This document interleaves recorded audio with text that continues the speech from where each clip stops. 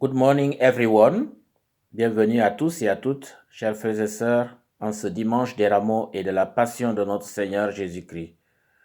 Au nom de l'équipe pastorale, nous adressons toutes nos prières et nos condoléances aux familles endeuillées et éprouvées par le Covid-19, mais également aussi nos encouragements et notre soutien à toutes les personnes qui ont perdu un emploi. Le Seigneur soit avec vous et avec votre esprit. The Lord be with you. Évangile de Jésus-Christ selon saint Matthieu. Gloire à toi, Seigneur. Jésus et ses disciples, approchant de Jérusalem, arrivèrent en vue de Bethphagée sur les pentes du mont des Oliviers. Alors Jésus envoya 2 disciples en leur disant: Allez au village qui est en face de vous, vous trouverez aussitôt une ânesse attachée et son petit avec elle. Détachez-les et amenez-les-moi. Et si l'on vous dit quelque chose, vous répondrez: Le Seigneur en a besoin. Et aussitôt on les laissa partir. Cela est arrivé pour que soit accomplie la parole prononcée par le prophète: Dites à la fille de Sion, voici ton roi qui vient vers toi, plein de douceur, monté sur une ânesse et un petit âne, le petit d'une bête de somme. Les disciples partirent et firent ce que Jésus leur avait ordonné. Ils amenèrent l'ânesse et son petit, disposèrent sur eux leurs manteaux, et Jésus s'assit dessus. Dans la foule, la plupart étendirent leurs manteaux sur le chemin, d'autres coupaient des branches aux arbres et en jonchaient la route. Les foules qui marchaient devant Jésus et celles qui suivaient criaient: Hosanna au fils de David. Béni soit celui qui vient au nom du Seigneur. Hosanna au plus haut des cieux. Comme Jésus entrait à Jérusalem, toute la ville fut en proie à l'agitation et disait: Qui est cet homme? Et les foules répondaient: C'est le prophète Jésus de Nazareth en Galilée. Acclamons la parole de Dieu. Chers frères et sœurs, en ce dimanche, nous fêtons l'entrée triomphale et festive de notre Seigneur Jésus-Christ, sans rameaux, sans chant, sans lieu de culte, d'une part, et d'autre part, il nous est donné, avec saint Matthieu, de revivre et de méditer ce que fut la passion, la fin tragique du Christ en vue de notre salut à nous tous.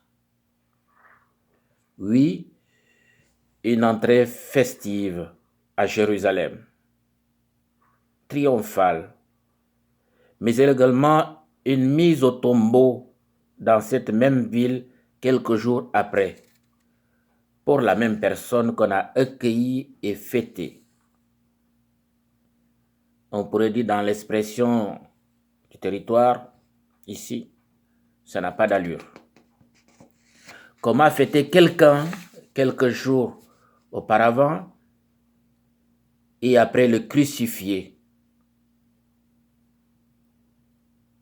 C'est ça. On ne comprend pas pantoute. C'est horrible. Quelle trahison. Oui, chers frères et sœurs, Jésus se savait menacé, mais il prend avec courage la route pour entrer à Jérusalem, pour aller au bout de sa mission de salut pour tous. Nous aussi, malgré le confinement et la fermeture de nos lieux de culte, église, chapelle, sanctuaire, nous tenons à célébrer ce dimanche des rameaux et de la passion du Seigneur. Quel carême 2020! Pourtant, sans nous décourager, nous sommes plus que jamais déterminés à exprimer d'une manière forte notre foi, notre envie de poursuivre notre marche vers Pâques, vers des jours meilleurs, un lendemain meilleur, au-delà de la COVID-19. En l'absence de rameaux, nous avons nos cœurs, nos mains, nos prières, oui, nos morts, pour les présenter au Seigneur qui nous invite à marcher avec lui, à l'accueillir au cœur de notre monde malade, désorienté. Oui, Hosanna au fils de David, béni soit celui qui vient nous sauver. Face à l'angoisse, à la peur de tomber malade, mettons notre foi en Dieu qui nous a sauvés par le Christ. Ceux et celles qui sont emportés par le COVID-19 ne sont pas perdus. Ils sont dans de bonnes mains, celles d'un Dieu de miséricorde et d'amour pour tous ses enfants sans exception. Si nous mourons avec le Christ, avec lui nous ressusciterons. Telle est notre foi. Telle est la conviction qui nous habite. Oui, la mort n'aura pas le dernier mot. Demain, tout ira bien. Restons en confiance. Marchons vers Pâques malgré les souffrances, la maladie, la perte d'emploi ou la perte d'un être cher. Que le Christ trouve en chacun et chacune de nous un accueil, une ouverture, une espérance. S'il s'est fait l'un de nous, Jésus n'est pas étranger à notre situation actuelle.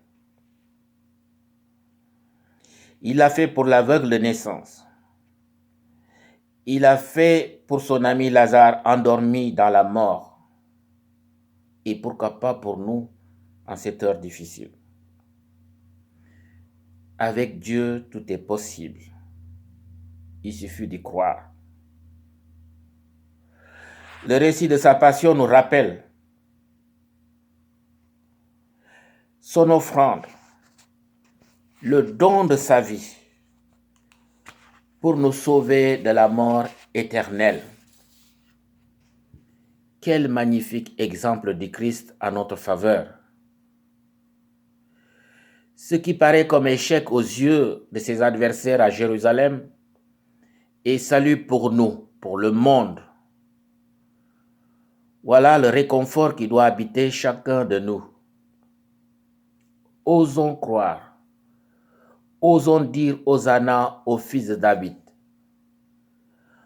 Menons le combat de la foi. Menons le combat sanitaire face à cette épreuve, face à cette maladie. Portons nos croix, notre souffrance. Soyons solidaires les uns les autres. Demain, tout ira mieux. Faisons-lui confiance. Alors, chers frères et sœurs, à tous et à toutes, je souhaite bonne marche vers Pâques. Que Dieu nous bénisse. Courage.